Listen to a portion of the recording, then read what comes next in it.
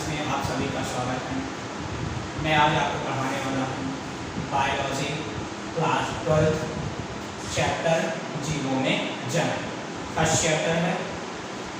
Chapter start करने से पहले यदि आप हमारे चैनल में नए हैं तो चैनल को सब्सक्राइब कर लें, जिससे आने वाली सभी वीडियो का नोटिफिकेशन आप तक पहुँच सके। ठीक है, चलिए हम चैप्टर को स्टार्ट करते हैं ज़्यादा समय ना लेते हुए। पहला हम ये देखते हैं चैप्टर जैसे ही स्टार्ट करते हैं तो हम पूरा जो आपको पूरे सेशन में पढ़ाएंगे तो पूरा एनसीईआरटी बेस में पढ़ाएंगे। उसके अलावा कुछ एक्स्ट्रा जो हमें लगेगा वो स्टार्ट पढ़ाएंगे हम आपको। और चलिए हम चैप्टर जैसे जीवों में जन्म हम पढ़ते हैं, चैप्टर को स्टार्ट करते हैं। तो जन्म पढ़ने से पहले एक और टर्म है जीवन अवधि। जीवन अवधि, जीवन अवधि। जीवन अवधि क्या होती है? मान लीजिए कोई जीव है, मान लीजिए कोई जीव है और उस जीव का जन्म हुआ। मान लीजिए कोई जीव है, जीव के जन्म हुआ और उसके जन्म के पश्चात उसकी प्राकृतिक मृत्यु होती है। मान लीजिए कोई जीव है, उसका क्या हुआ? जन्म हुआ, और जन्म के बाद क्या होता है? प्राकृतिक मृत्यु। तो ये जन्म और प्राकृतिक मृत्यु, यानी ये जन्म और इस प्राकृतिक मृत्यु के बीच का जो समय काल होता है, समय काल जो होता है उसे हम कहते हैं उस जीव की जीवन अवधि। किसी भी जीव के जन्म से उसके प्राकृतिक मृत्यु तक के समय काल को हम क्या कहते हैं? उस जीव की जीवन अवधि कहते हैं। ठीक है, इतना समझ में आया? किसी भी जीव के जन्म से प्राकृतिक मृत्यु तक के समय काल को उस जीव की जीवन अवधि कहते हैं। इतना समझ में आया सबको? चलिए ठीक है, अगला टॉपिक देखते हैं। अब अगला आता है जीवों में जन्म। जिस चैप्टर से स्टार्ट करते हैं, ये जो मेन चैप्टर का पॉइंट है। पहला आता है जीवों में जन्म। तो पहला हम देखेंगे कि जनन होता क्या है। पहला हम क्या देखेंगे? जनन होता क्या है। जनन क्या होता है ये देखेंगे। जनन एक ऐसी प्रक्रिया है जिसमें प्रत्येक जीव, जनन एक ऐसी प्रक्रिया है जिसमें प्रत्येक जीव, एक जीव नहीं, प्रत्येक जीव अपनी जाति की निरंतरता, प्रत्येक जीव अपनी जाति की निरंतरता को बनाए रखने के लिए प्रत्येक जीव अपनी जाति की निरंतरता को बनाए रखने के लिए अपने ही समान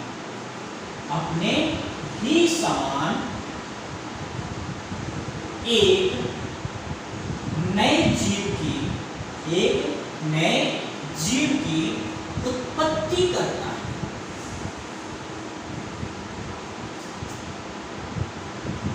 प्रत्येक जीव अपनी जाति की निरंतरता को बनाए रखने के लिए अपने ही समान एक नए जीव की उत्पत्ति करता है।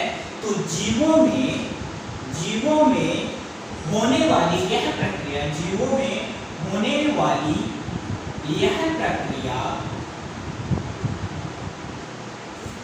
यह प्रक्रिया क्या कहलाती है? जनन कहलाती है। क्या कहलाती है? जनन है। ठीक है, प्रत्येक जीव अपनी जाति की निरंतरता को बनाए रखने के लिए अपने ही समान एक नए जीव की उत्पत्ति करता है। जिसे जीवन करता है। तो जीवों में होने वाली यह प्रक्रिया क्या कहलाती है? जनन कहलाती है। ठीक है, इतना समझ में आया? चलिए देखते हैं जनन होता कितने प्रकार का होता है। जनन को यदि हम डिफाइन करके देखें तो जनन जो होता है दो प्रकार का होता है, मुख्यतः दो प्रकार का डिवाइस का होता है। एक होता है अलैंगिक जनन, एक होता है अलैंगिक जनन और एक होता है लैंगिक।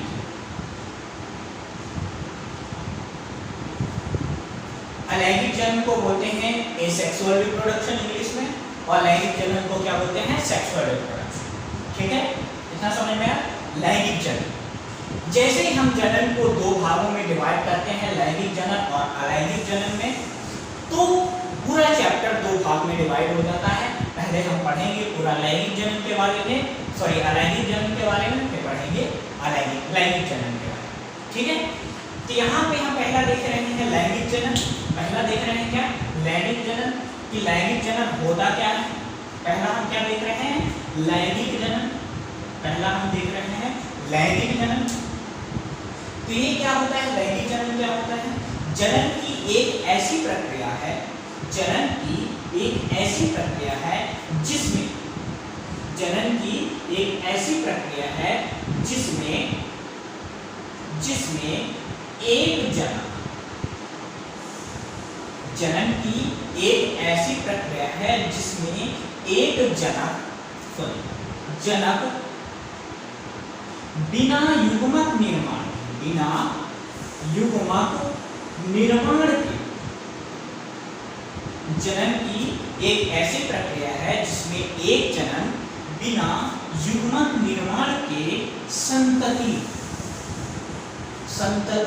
की उत्पत्ति करता है। संतति की उत्पत्ति करता है, तो इस प्रकार के जनन को हम क्या कहते हैं? अलैंगिक। उत्पत्ति करता है, तो इस प्रकार के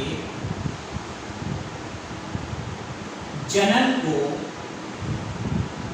अलैंगिक जनन कहा जाता। अलैंगिक जनन किसे कहते हैं? जीवों में होने वाली एक जनन की एक ऐसी प्रक्रिया है जिसमें एक जनक बिना युग्मक निर्माण के संतति की उत्पत्ति करता है, संतति की उत्पत्ति करता है। तो इस प्रकार के जनन को हम क्या बोलते हैं? अलैंगिक जनन। ठीक है, इतना समझ में आया कि नहीं आया? चलिए देखते हैं अलैंगिक जनन के कुछ लक्षण होते हैं, वो हम देखते हैं। अलैंगिक जनन के कुछ लक्षण होते हैं, वो हम देखते हैं। पहला जो होता है अलैंगिक जनन के लक्षण, हम इधर लिख रहे हैं। पहला जो होता है अलैंगिक जनन के लक्षण, पहला होता है इसमें केवल समसूत्री विभाजन होता है। क्या होता है? इसमें केवल समसूत्री विभाजन होता है। किसमें? अलैंगिक जनन में केवल समसूत्री विभाजन होता है। फिर अगला पॉइंट होता है कि अलैंगिक जनन से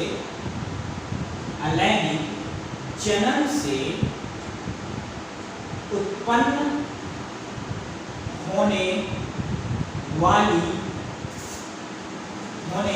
वाली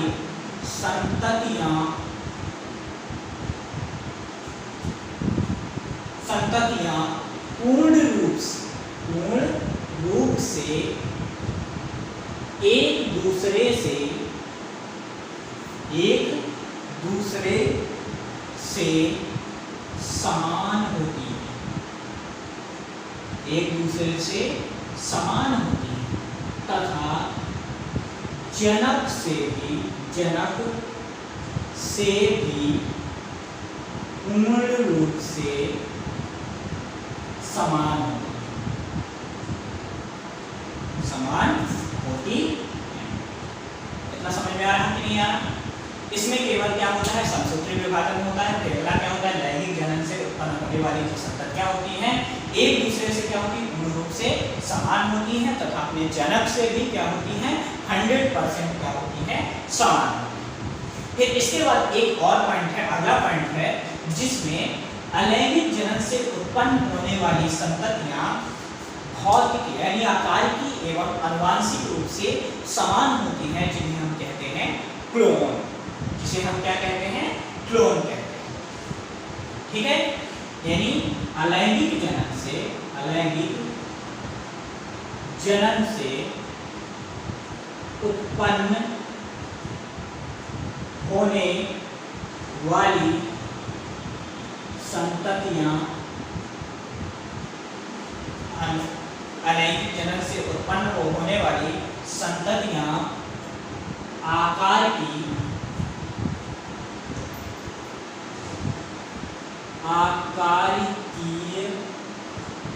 एवं आनुवांशिक रूप से समान होती हैं जिन्हें क्लोन कहा जाता है। ठीक है, क्या होती है? अलैंगिक जन्म से उत्पन्न होने वाली संततियां आनुवांशिक आकारिकी एवं आनुवांशिक रूप से क्या होती हैं? समान होती हैं, जिन्हें हम क्या कहते हैं? क्लोन कहते हैं। ठीक है, इतना समझ में आया कि नहीं आया? चलिए अगला देखते हैं। ये इतना समझ में आया? जन्म किसे कहते हैं? अलैंगिक जन्म किसे कहते हैं? अलैंगिक जन्म किसे कहते हैं? जन्म की एक ऐसी प्रक्रिया है जिसमें एक जनक से बिना युग्मक निर्माण के संतति की उत्पत्ति होती है, तो इस प्रकार के हम जन्म को क्या कहते हैं? अलैंगिक जन्म कहते हैं। फिर अलैंगिक जन्म में और क्या होता है? ये इसमें क्या होता है? केवल समसूत्रीय विभाजन होता है। फिर अगला क्या है? अलैंगिक जन्म से उत्पन्न होने वाली जो संततियां होती हैं वो एक दूसरे से पूर्ण रूप से समान होती हैं तथा अपने जनक से भी क्या होती है? पूर्ण रूप से समान होती है। उसके बाद आता है कि अलैंगिक जन्म से जो उत्पन्न होने वाली संततियां होती हैं वो आनुवांशिक एवं आकारिकी एवं आनुवांशिकी रूप से क्या होती हैं? समान होती हैं, जिन्हें हम कहते हैं क्लोन। जिसे हम क्या कहते हैं? क्लोन। जिसे हम क्या कहते हैं? क्लोन। ठीक है, इतना समझ में आया? इसके बाद हम देखते हैं कि अलैंगिक जन्म के प्रकार कितने प्रकार के होते हैं। अलैंगिक जन्म के प्रकार कितने होते हैं? इतना समझ में आया आप लोगों को? चलिए इतना जल्दी से नोट करिए।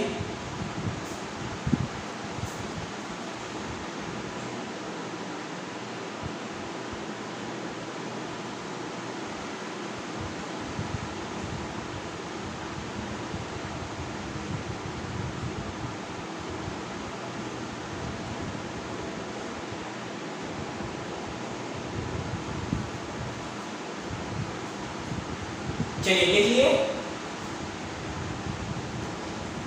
चलिए आगे देखते हैं। अलैंगिक जन्म के अलैंगिक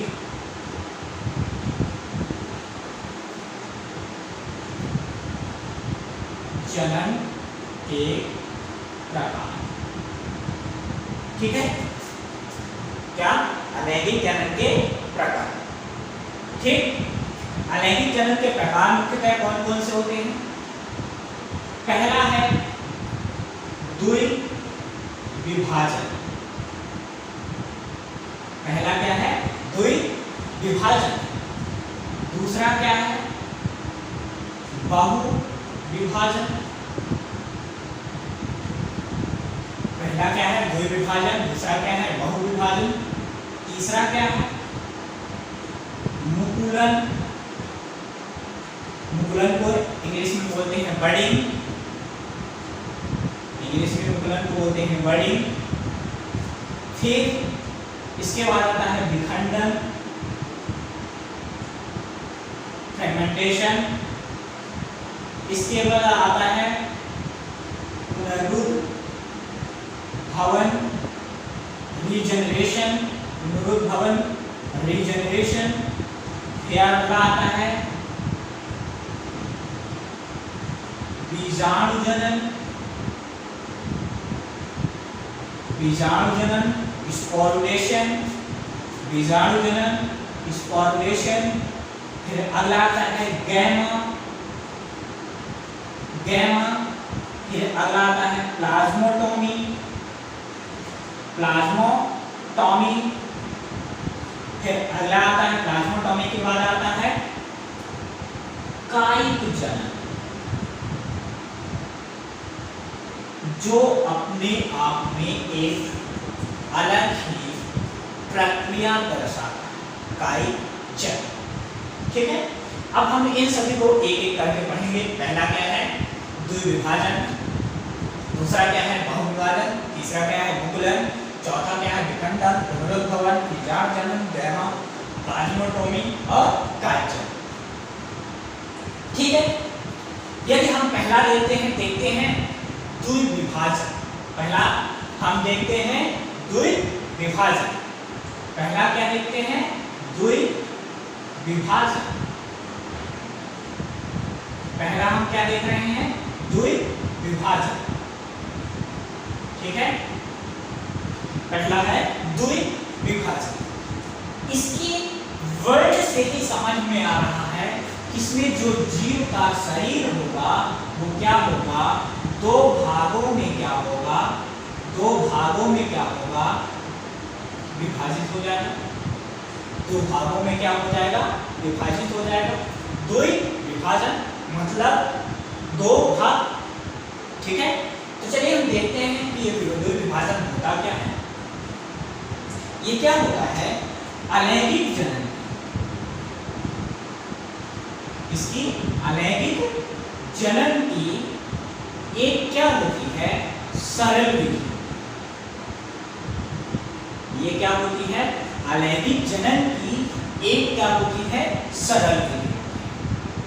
ठीक है, जो क्या होती है? अनुकूल परिस्थितियों में क्या होती है? अनुकूल परिस्थितियों में, जो अनुकूल परिस्थितियों में क्या होती है? संपन्न होती है। जो अनुकूल परिस्थितियों में क्या होती है? संपन्न होती है। ठीक है, इसमें इस प्रक्रिया में क्या होता है? सर्वप्रथम क्या होता है? सर्वप्रथम क्या होता है? क्या होता है? केंद्रक का विभाजन होता है। केंद्रक विभाजन होता है। केंद्रक विभाजन के पश्चात जो होता है कोशिका द्रव्य विभाजन होता है।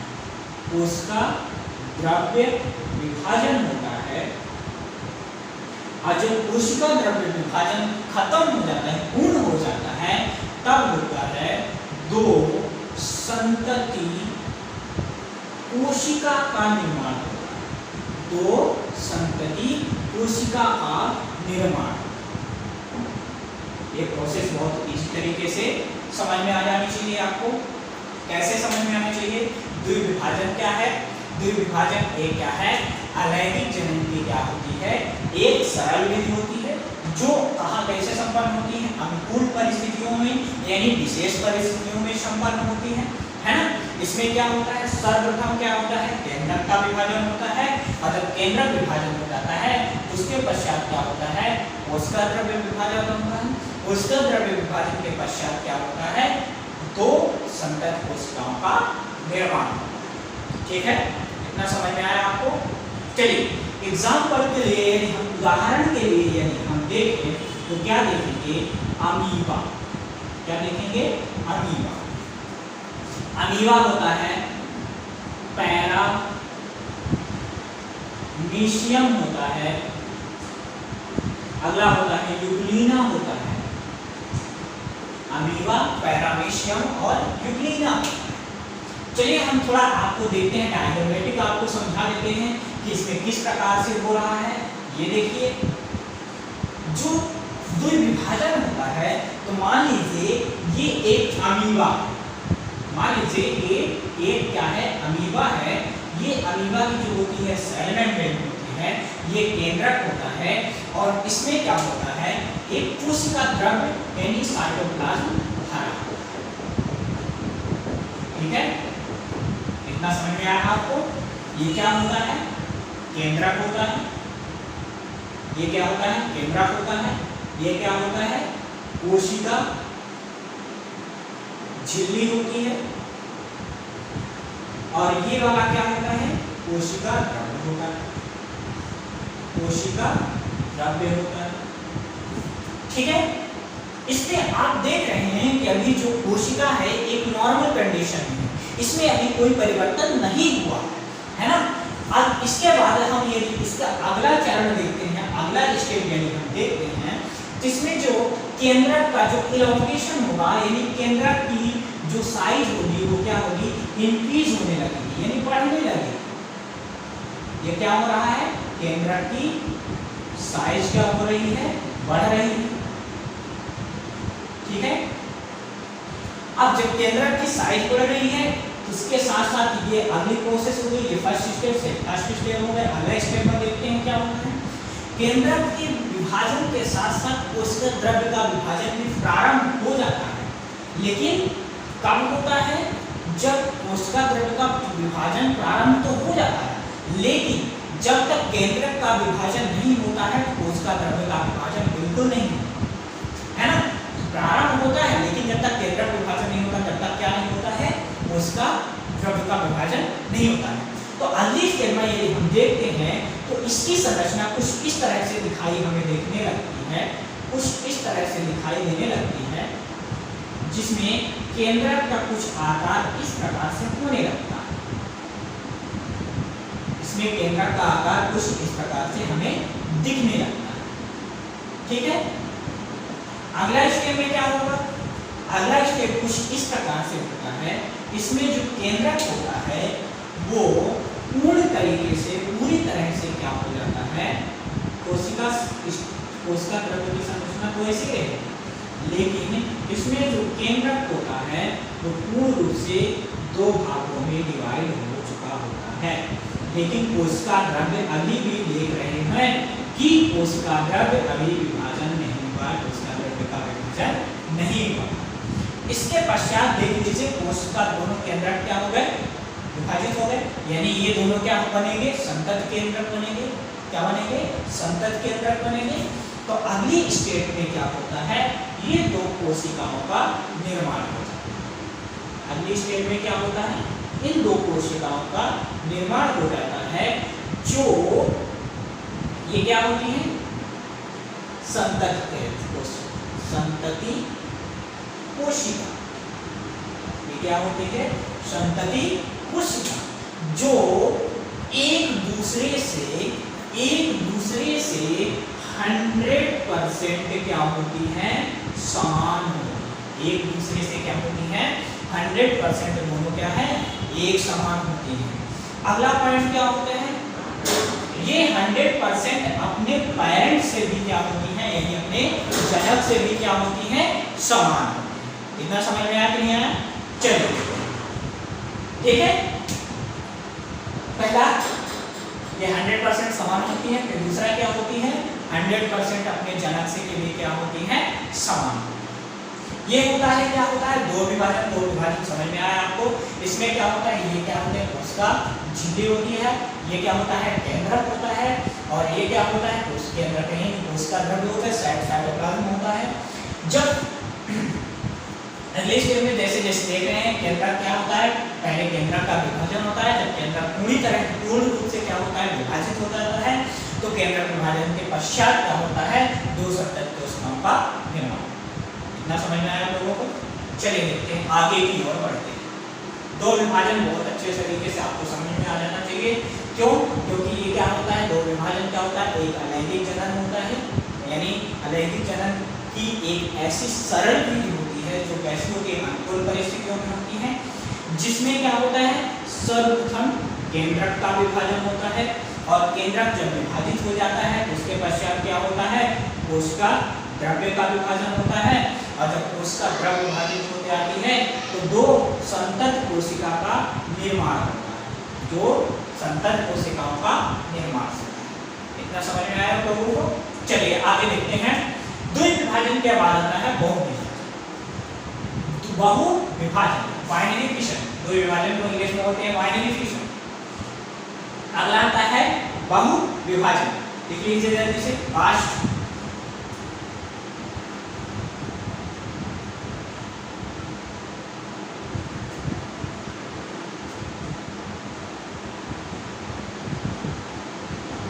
चलिए अगला देखते हैं बहुविभाजन। अगला क्या देखते हैं, बहुविभाजन। अगला हम देखते हैं बहुविभाजन। बहुविभाजन क्या होता है वो देखते हैं जरा सा।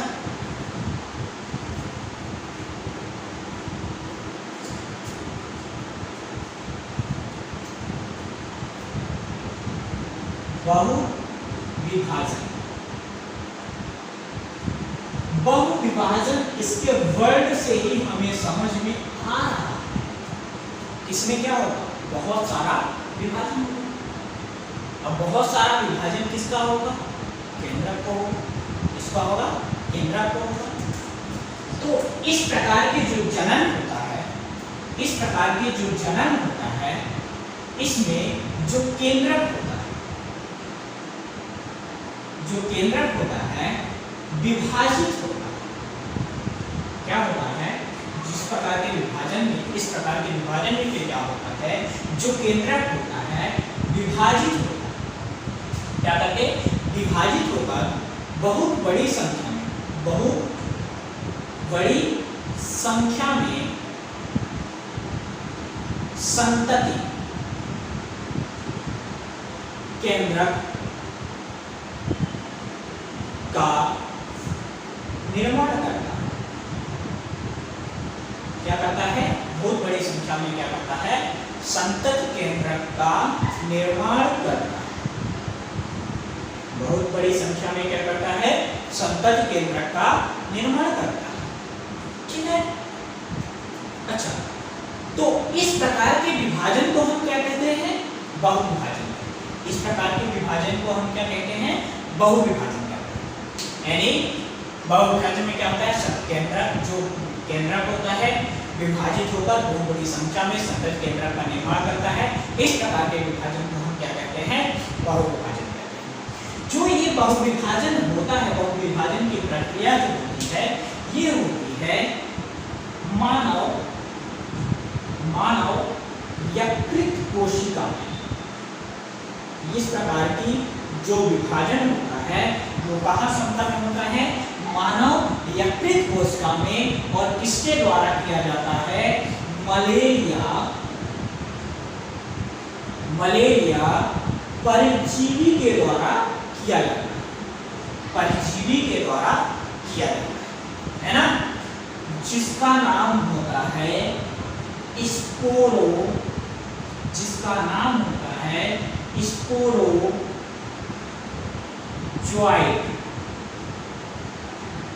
स्पोरोजोइट। ठीक है? मलेरिया परजीवी का नाम क्या है? स्पोरोजोइट। चलिए हम देखते हैं किस प्रकार से होता है। मान लीजिए ये क्या है? एक संतति कोशिका। मान लीजिए ये क्या है? एक संतति कोशिका। ये क्या होती है? मान लीजिए ये क्या होती है? संतति कोशिका। कुछ इस प्रकार से मान लीजिए, कुछ इस प्रकार से होगी संतति कोशिका है, कुछ इस प्रकार से होगी, है ना? अब ये संतति कोशिका काहे की है? ये क्या होती है? यकृत कोशिका, है ना? अब कोशिका है तो कोशिका में एक चीज और इंपॉर्टेंट है, रहेगा ही रहेगा। क्या होता है? ये क्या होता है? केंद्रक होता है। क्या होता है? केंद्रक होता है। मान लीजिए मलेरिया परजीवी ये है जो इसमें प्रवेश कर गए, एक प्रवेश कर गया है और एक प्रवेश करने की कोशिश कर रहा है, जिसका नाम क्या होता है? स्पोरोजोइट। क्या नाम है? स्पोरोजोइट। अब ये क्या करता है? जब कोशिका में क्या करता है? प्रवेश कर जाता है। ये क्या होता है? मान लीजिए ये यकृत कोशिका है। ठीक है? फिर इसमें क्या होता है? जब यकृत कोशिका है तो इसमें क्या होगा? कोशिका है, कोशिका के अंदर क्या होगा? केंद्रक तो उपस्थित होगा ही, है ना? बिना केंद्रक की कोशिका हो ही नहीं सकती, है ना? और इसमें मान लीजिए ये क्या होता है? मलेरिया परजीवी स्पोरोजोइट। मलेरिया परजीवी, मलेरिया परजीवी स्पोरोजोइट इसमें क्या कर रहा? प्रवेश कर रहा, है ना? तो इसकी अगली कंडीशन में क्या होता है? इसमें क्या होता है? अगली कंडीशन में ये क्या करता है? ये केंद्रक में पहुंच जाता है। इसमें क्या करता है? केंद्रक में ये पहुंच जाता है। अगली कंडीशन में ये क्या करता है? केंद्रक में पहुंच जाता है और क्या करता है? बहुत बड़ी संख्या में यहीं पे मलेरिया परजीवी को क्या करता है? उत्पादन यानी उनकी संख्या को बढ़ाता है यानी स्पोरोजोइट की संख्या को क्या करता है, यह इसी केंद्रक के अंदर क्या करता है, इंक्रीज करता है। अब जब ये यहाँ पे स्पोरोजोइट की संख्या को इंक्रीज करने लगेगा तो कुछ इसकी संरचना कुछ इस प्रकार से हो जाएगी। इसकी संरचना मान लीजिए कुछ इस प्रकार से होने लगेगी।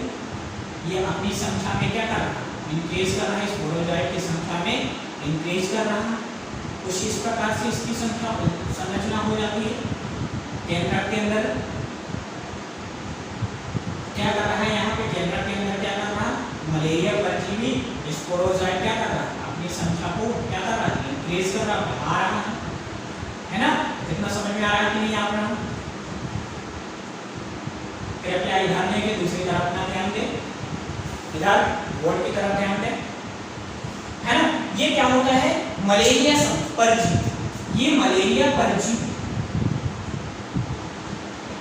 मलेरिया परजीवी ये अपनी संख्या को क्या कर रहा है, इंक्रीज कर रहा है, बढ़ा रहा है।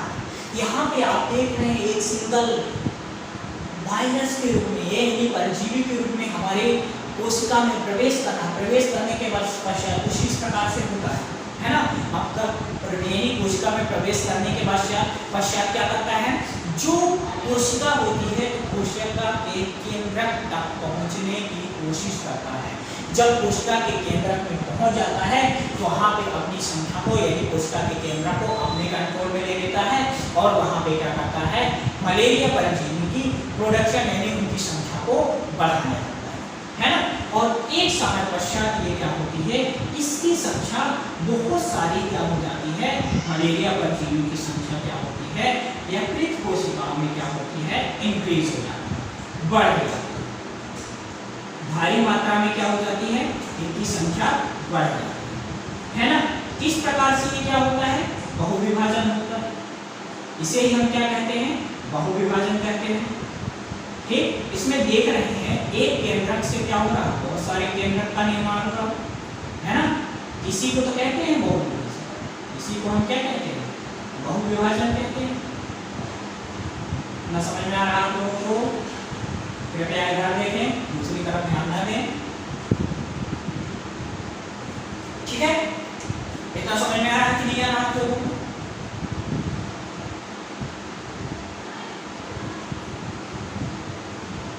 ये क्या होता है, मलेरिया परजीवी। ठीक, ये होती है यकृत कोशिका और उसके अंदर क्या इसकी संख्या में वृद्धि हो रही है, मलेरिया परजीवी की संख्या। ठीक है, चलिए बहुविभाजन क्या होता है, बहुविभाजन में केंद्रक विभाजित होकर बहुत बड़ी संख्या में क्या होता है, संतत केंद्रक का निर्माण करता है।